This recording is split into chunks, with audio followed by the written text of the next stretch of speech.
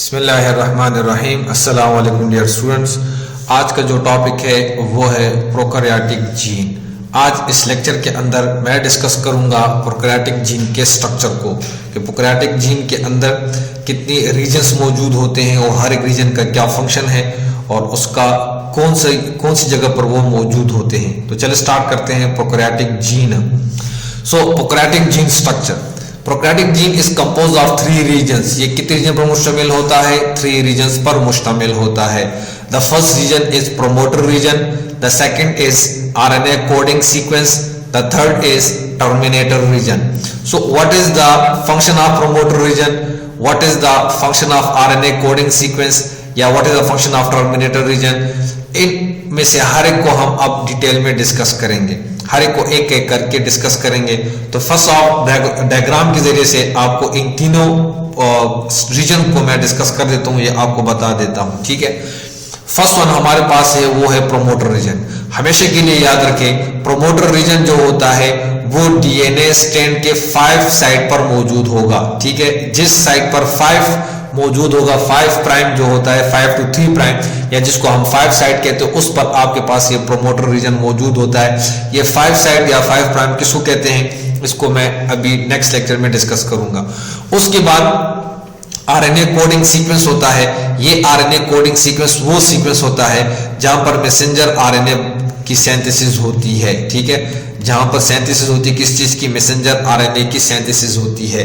और promoter region वो reason होता है जहां पर RNA polymerase enzyme, RNA polymerase enzyme जो होता है वो यहां पर बाइंड करके मैसेंजर आरएनए की सिंथेसिस करता है यहां तक। और जो टर्मिनेटर रीजन होता है ये वो रीजन होता है जहां पर आरएनए पॉलीमरेज एंजाइम स्टॉप हो जाता है, यानी मैसेंजर आरएनए की सिंथेसिस यहां पर क्या हो जाती है? स्टॉप हो जाती है। इसको हम क्या कहते हैं? Terminator region. और याद रखें, ये टर्मिनेटर रीजन जो होता है ये मौजूद होता है 3 प्राइम पर। याद हमेशा के लिए इसको याद रखें कि ये मौजूद होता है 3 प्राइम पर। सो इट्स मीन जो ट्रांसक्रिप्शन का जो प्रोसेस होगा वो होगा 5 to 3 प्राइम। हमेशा के लिए याद रखें, ये होगा 5 to 3 प्राइम हुई होगा। क्लियर हो गया? अब आ जाते हैं प्रोमोटर को डिटेल में डिस्कस करते हैं। सो what is promoter? What is promoter reason? पहली चीज याद रखें कि प्रोमोटर रीजन जो होता है ये अपस्ट्रीम पर मौजूद होता है। अपस्ट्रीम क्या है इसको डिस्कस करते हैं आगे। Next, this is the site that interact RNA polymerase, यानी प्रोमोटर रीजन वो रीजन होता है जिसके ऊपर आरएनए पॉलीमरेज एंजाइम बाइंड करता है। आरएनए पॉलीमरेज एंजाइम की हमारे पास होती है 3 टाइप्स, ठीक है। What is RNA polymerase enzyme? और ये आरएनए पॉलीमरेज एंजाइम जो है क्या फंक्शन करता है? एक होते हैं आरएनए पॉलीमरेज एंजाइम 1, एक होते हैं आरएनए पॉलीमरेज एंजाइम 2 और दूसरा है RNA polymerase enzyme 3। RNA polymerase enzyme 1 जो है ये आरएनए की सिंथेसिस में मदद करता है, राइबोसोमल आरएनए की सिंथेसिस में मदद देता है। और जो आरएनए पॉलीमरेज एंजाइम 2 होता है वो मैसेंजर आरएनए की सिंथेसिस में मदद करता है, ठीक है। और आरएनए पॉलीमरेज 3 एंजाइम जो है ये सिंथेसिस करता है टीआरएनए की। एमसीक्यूज के लिहाज से इंतहाई इंपॉर्टेंट है, ये पार्ट भी आपके लिए एमसीक्यूज के लिहाज से इंपॉर्टेंट है, इसको आप याद रखें। तो आरएनए पॉलीमरेज एंजाइम वो एंजाइम है जो प्रोमोटर रीजन पर बाइंड करके इसमें से किसी एक एंजाइम की सिंथेसिस में, आरएनए की सिंथेसिस में हमारी क्या करता है? मदद करता है। तो आरएनए पॉलीमरेज एंजाइम यहां पर इंटरैक्ट करता है before RNA synthesis. RNA synthesis से पहले, जब आरएनए सिंथेसिस होती है उस रीजन से पहले का जो रीजन है उसको हम क्या कहते हैं? Promoter region. अब जो प्रोमोटर रीजन है जहां पर आरएनए पॉलीमरेज एंजाइम बाइंड करता है, इससे पहले, ठीक है, इससे पहले हमारे पास एक खास किस्म की सीक्वेंस मौजूद होंगे। उस सीक्वेंस को हम कहते हैं TATAT, ठीक है। और दूसरा सीक्वेंस होगा TTGACA। ये 2 सीक्वेंस हमारे पास क्या होंगे? मौजूद होंगे। किस जगह से? जहां से आरएनए पॉलीमरेज एंजाइम ट्रांसक्रिप्शन के प्रोसेस को स्टार्ट करता है, उस रीजन को हम कहते हैं इनिशिएशन साइट। इनिशिएशन साइट से पहले का जो रीजन है उस रीजन से आप क्या कर दें? 10 न्यूक्लियोटाइड्स को छोड़ दें, ठीक है। जिस तरह आप नीचे डायग्राम में आपको शो कर देता हूं, ये डायग्राम है, ठीक है। अब ये एरिया जो है जहां पर ये +1 लिखा हुआ है, ये हमारे पास है इनिशिएशन साइट या ट्रांसक्रिप्शन साइट। ये ट्रांसक्रिप्शन साइट है, ठीक है। इससे इस राइट साइड, इसका जो राइट साइड है, ये आपके पास राइट साइड है। इस राइट साइड को हम कहते हैं अपस्ट्रीम, ठीक है। इसको हम क्या कहते हैं? अपस्ट्रीम कहते हैं। और इस +1 से जो इस लेफ्ट साइड है, इसको हम कहते हैं डाउनस्ट्रीम, ठीक हो गया। तो डाउनस्ट्रीम और अपस्ट्रीम की भी आपको समझ आ गई। अब जो अपस्ट्रीम है, हमने कहा कि जो प्रोमोटर रीजन होते हैं वो अपस्ट्रीम पर मौजूद होता है, तो अपस्ट्रीम की आपको समझ आ गई। अब यहां से ये इनिशिएशन साइट है, यानी इस जगह से आपके पास ट्रांसक्रिप्शन का प्रोसेस क्या होता है? स्टार्ट होता है, ठीक है। यहां से आपने छोड़ देने हैं 10 न्यूक्लियोटाइड्स को, ठीक है। तो जब आप 10 न्यूक्लियोटाइड्स को यहां से छोड़ देते हो तो इसको हम रिप्रेजेंट करते हैं -10 से। तो यहां पर जो आपके पास सीक्वेंस मौजूद होता है वो होता है TATAAT, ठीक है। -10 पर ये सीक्वेंस मौजूद होगा। और अगर यहां से आप 35 न्यूक्लियोटाइड्स को छोड़ दो, ये मैंने 35 न्यूक्लियोटाइड्स को यहां से क्या कर दिया? छोड़ दिया, माइनस कर दिया। तो यहां पर जो सीक्वेंस मौजूद होगा वो होगा TTGACG। तो -35 के आपके पास ये रीजन मौजूद होगा एक, और एक आपके पास ये रीजन मौजूद होगा। इसमें प्रोकैरियोट्स के पास 2 रीजन्स मौजूद है जिनको हम रिप्रेजेंट करते हैं -35 और -10 रीजन से, ठीक है। अब यहां पर आपके पास 2 डायग्राम है। एक डायग्राम आपके पास ये कलर है और एक आपके पास हल्का ब्लू कलर है, ठीक है। अब यहां पर ये लिखा हुआ है सिग्मा फैक्टर, नीचे लिखा हुआ है आरएनए पॉलीमरेज एंजाइम। इसका मतलब क्या है? याद रखें, आरएनए पॉलीमरेज एंजाइम जो है ये आपके पास 4 सब यूनिट से बना होता है। इसके अंदर मौजूद होता है अल्फा, ठीक है, मौजूद होता है बीटा, 2 मौजूद होते हैं, ठीक है, और एक आपके पास होता है इसके अंदर सिग्मा फैक्टर मौजूद होता है। ये जो पहले 3 है, अल्फा और बीटा बीटा, ये जो पहले 3 है, इनको हम रिप्रेजेंट करते हैं कोर एंजाइम से। इनको हम रिप्रेजेंट करते हैं कोर एंजाइम से, ठीक है। और ये कोर एंजाइम जो है ये मैसेंजर आरएनए की सिंथेसिस में मदद करते हैं, ठीक है। अब सिग्मा फैक्टर का क्या काम है?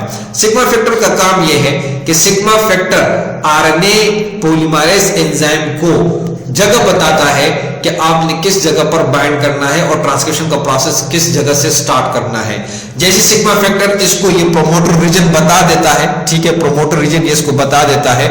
इसके बाद सिग्मा फैक्टर इससे क्या हो जाता है? रिलीज होता है। बाकी जो ट्रांसक्रिप्शन का जो प्रोसेस होता है वो कौन करता है? कोर एंजाइम करते हैं। क्लियर हो गया? अब यहां पर आरएनए पॉलीमरेज एंजाइम क्या करेगा? बाइंड करेगा। तो यहां पर अगर आप देखें तो पॉलीमरेज एंजाइम, ये आपके पास आरएनए पॉलीमरेज एंजाइम है, इसने यहां पर क्या कर दिया? बाइंड कर दिया, ठीक है। लेकिन ये स्टार्ट कहां से लेगा? ये स्टार्ट लेगा आपके पास डाउनस्ट्रीम से, यहां से स्टार्ट लेगा।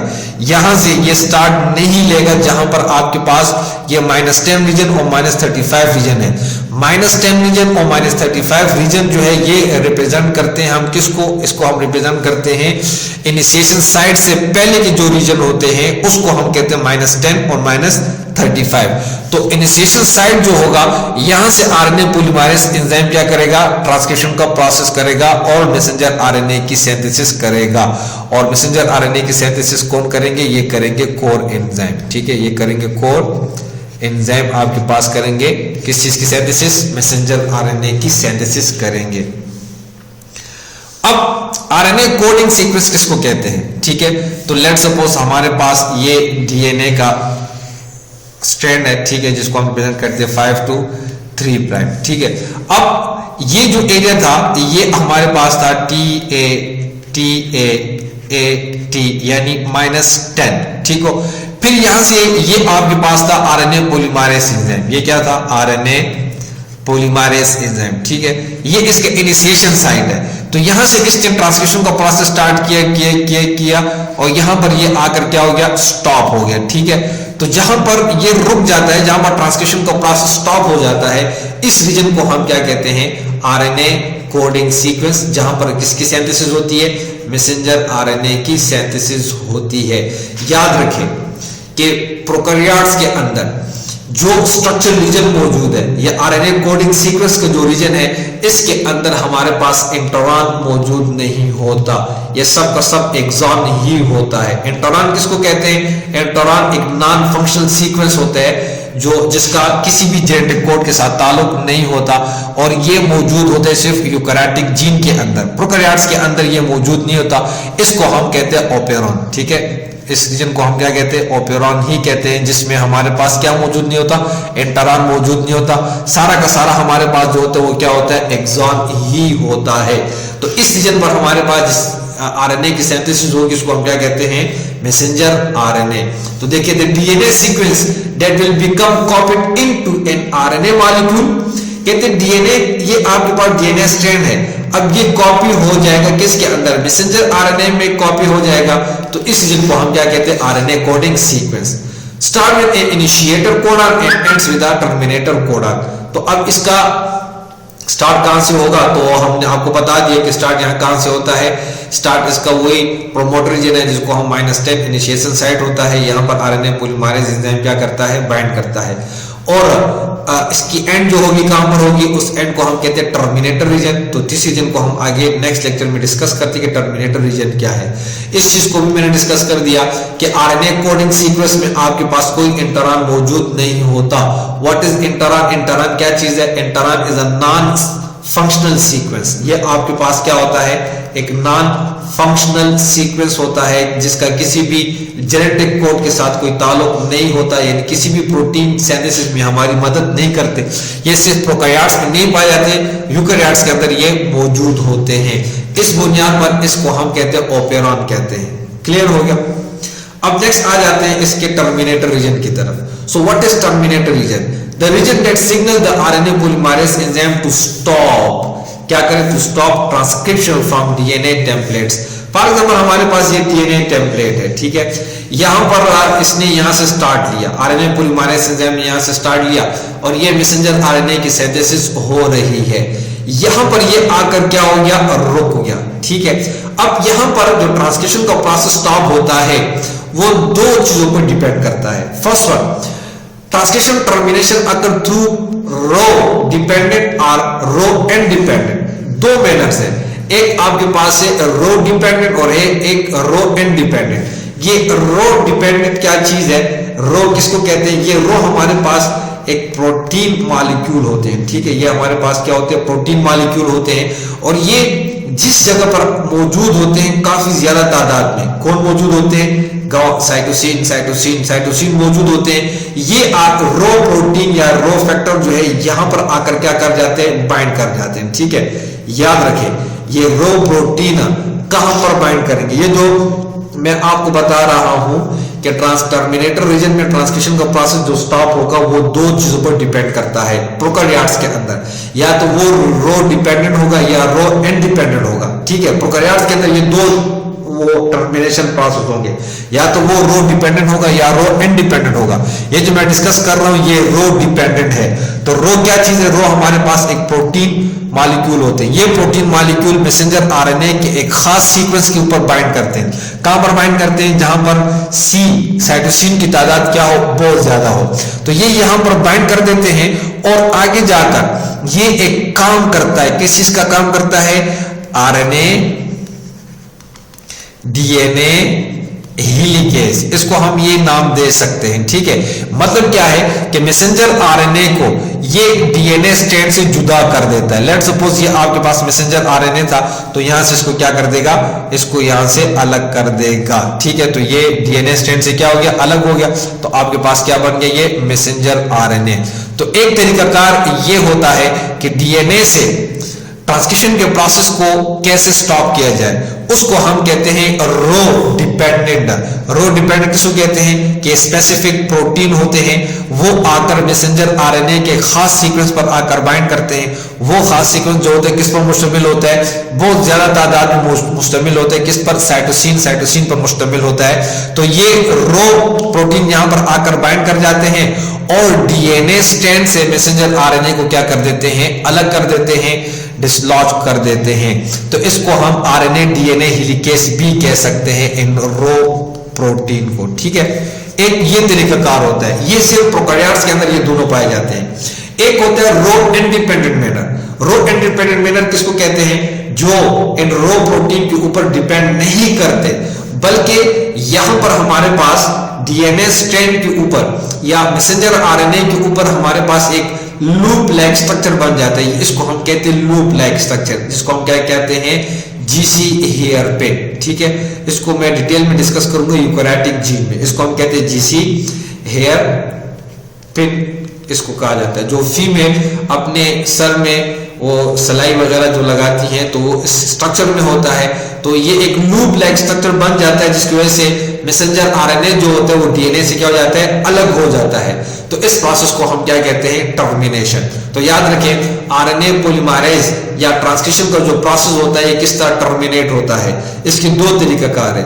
एक तरीकाकार आपके पास है रो डिपेंडेंट और एक है रो इंडिपेंडेंट। रो डिपेंडेंट में क्या होता है? खास किस्म के प्रोटीन मॉलिक्यूल होते हैं, वो मैसेंजर आरएनए के खास सीक्वेंस में, जिसको हम सीसी, जहां पर साइटोसिन की तादाद काफी ज्यादा होती है, वहां पर वो जाकर बाइंड करते हैं और मैसेंजर आरएनए को डीएनए से क्या कर देते हैं? जुदा कर देते हैं। एक तरीकाकार ये होता है। दूसरा तरीकाकार ये होता है कि रो इंडिपेंडेंट मैनर है। रो इंडिपेंडेंट मैनर में क्या होता है? मैसेंजर आरएनए में एक लूप लाइक स्ट्रक्चर बनता है। ठीक है, ये आपके पास है लूप लाइक स्ट्रक्चर। इस लूप लाइक स्ट्रक्चर को हम कहते हैं जीसी हेयर पिन। ठीक है, तो इसकी मदद से वो डीएनए स्ट्रैंड से क्या हो जाता है? अलग हो जाता है, जिसको हम कहते हैं टर्मिनेशन या ट्रांसक्रिप्शन का टर्मिनेशन प्रोसेस। तो ये था आपके पास प्रोकैरियोटिक जीन स्ट्रक्चर। जहां पर भी कोई क्वेश्चन हो, कोई मसला हो, जो भी हो, जहां पर समझना हो क्वेश्चन पूछ सकते हैं, इंशाल्लाह आपको डिटेल में जवाब मिलेगा। Thank you so much.